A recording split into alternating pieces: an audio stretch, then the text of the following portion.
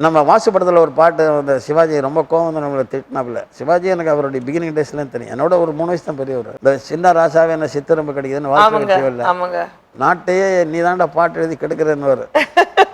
இது என்ன பெரிய அப்புறம் அவர் படித்த பாட்டினுடைய வல்கர் அவரும் பத்மினிக்கு நான் எழுதின டூயட்டெல்லாம் சொல்லி இப்போ அதெல்லாம் வல்கராக இருந்தால் எப்படி ஆக்ட் பண்ணிடுறேன். செந்தமிழ் டைலாக் பேசுகிறாங்க. கண்ணே உன்னை பிரிந்திருந்து என்னை இரவெல்லாம் தூக்கம் இல்லாமல் நாடுகள், அப்போ டூயட் வருதுன்னு வைங்க.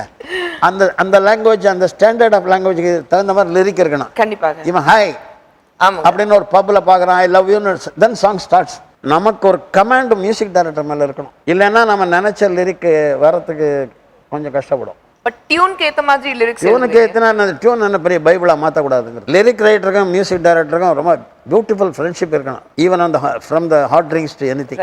இப்போ அம்மா என்று அழைக்காத உயிர் இல்லைய பாட்டெல்லாம் எப்படி வர முடியும் இல்லைன்னா மன்னன்ல கோயிலெல்லாம் செதுக்கி வச்சிருக்கான் அந்த பாட்டை. என்னுடைய ஃபர்ஸ்ட் சாங் வந்து 1958 சுசீலா பாடினது. பி சுசீலா.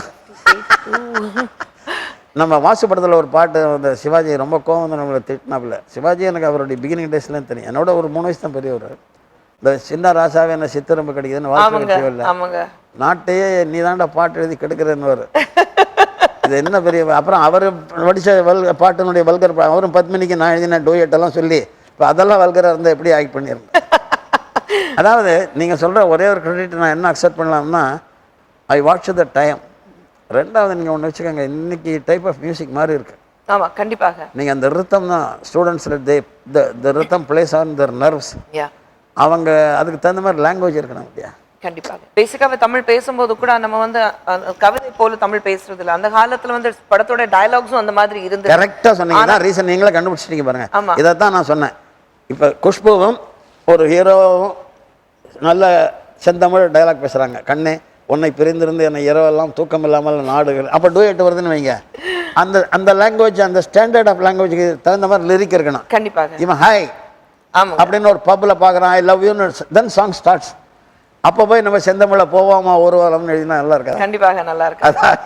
இல்லை பட் ஏன்னா சின்ன தம்பியில குயில பிடிச்சி குண்டில் அடிச்சு அந்த பாட்டு வந்து ஒவ்வொரு வரி, ஏன்னா அந்த ஷூட்டிங் பண்ணும்போது உண்மையை சொன்னாக்க அந்த ஷூட்டிங் பண்ணும்போது அந்த பாட்டு ரெக்கார்ட் பண்ணிச்சா வாசு இங்கே ஊரில் இல்லை, அவங்க எங்கேயோ வெளியில் ஷூட்டிங்கில் இருந்து இல்லை. பட் அந்த சாங் வந்து ஷூட் பண்ணும்போது யூனிட் அத்தனை பேருக்கும் தமிழ் தெரியும், எனக்கு மட்டும் தமிழ் தெரியாது. அவங்க அந்த நேரத்தில் தமிழ் தெரியாது. அந்த லிரிக்ஸ் கேட்கும் போது ஒவ்வொரு வரியில வந்து அந்த பலி, அந்த என்ன அந்த சிச்சுவேஷன் இருந்ததோ அந்த சாங்குக்கு, கழுத்துல தாலி கட்டி இருக்கும், இவரே போய் புருஷனை போய் நீ வந்து பொண்ணுக்கு வந்து ஒரு புது மாப்பிள்ளை பார்த்துட்டு வா நான் சொல்றாங்க, அந்த வழியில அவன் பாடுறான்.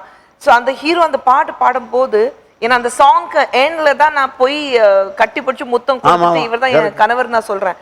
Everybody was crying. ஏன்னா தியேட்டர்ல இருந்து வெளியில வரும்போது அந்த பாட்டு வந்து எல்லாரும் அழுதுட்டு இருந்தாங்க.